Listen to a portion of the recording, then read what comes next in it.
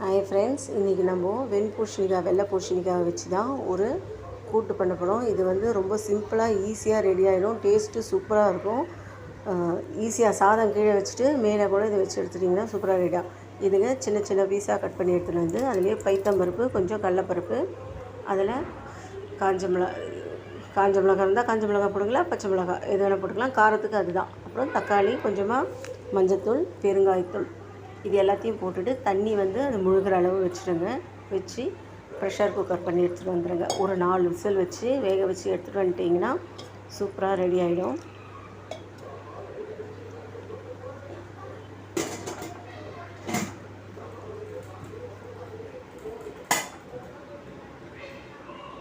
இப்போ பாருங்கள், வேக வச்சு எடுத்துகிட்டு வந்தாச்சு.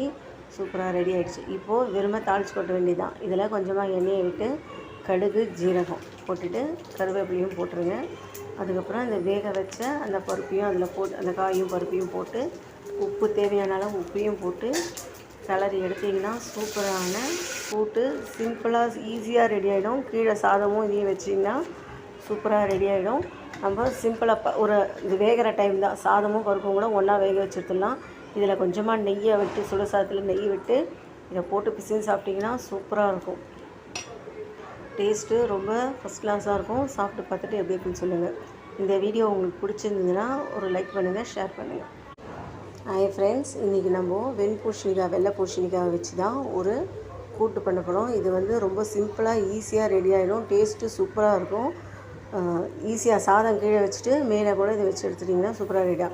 இதுங்க சின்ன சின்ன பீஸாக கட் பண்ணி எடுத்துகிட்டு வந்து அதுலேயே பைத்தம்பருப்பு, கொஞ்சம் கடலப்பருப்பு, அதில் காஞ்ச மிளகாய் இருந்தால் காஞ்ச மிளகாய் போடுங்களா, பச்சை மிளகாய் எது வேணால் போட்டுக்கலாம். காரத்துக்கு அதுதான். அப்புறம் தக்காளி, கொஞ்சமாக மஞ்சத்தூள், பெருங்காயத்தூள், இது எல்லாத்தையும் போட்டுட்டு தண்ணி வந்து அது முழுகிற அளவு வச்சுருங்க.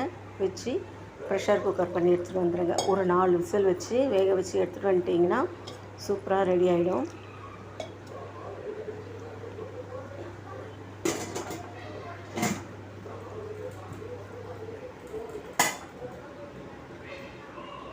இப்போ பாருங்கள், வேக வச்சு எடுத்துகிட்டு வந்தாச்சு. சூப்பராக ரெடி ஆகிடுச்சு. இப்போது வெறுமை தாளித்து கொட்ட வேண்டியதுதான். இதில் கொஞ்சமாக எண்ணெயை விட்டு கடுகு, ஜீரகம் போட்டுட்டு கருவேப்பிலையும் போட்டுருங்க. அதுக்கப்புறம் அந்த வேக வச்ச அந்த பருப்பையும் அதில் போட்டு, அந்த காயும் பருப்பையும் போட்டு, உப்பு தேவையான அளவு உப்பையும் போட்டு கிளறி எடுத்திங்கன்னா சூப்பரான கூட்டு சிம்பிளாக ஈஸியாக ரெடி ஆகிடும். கீழே சாதமும் இதையும் வச்சிங்கன்னா சூப்பராக ரெடி ஆகிடும்.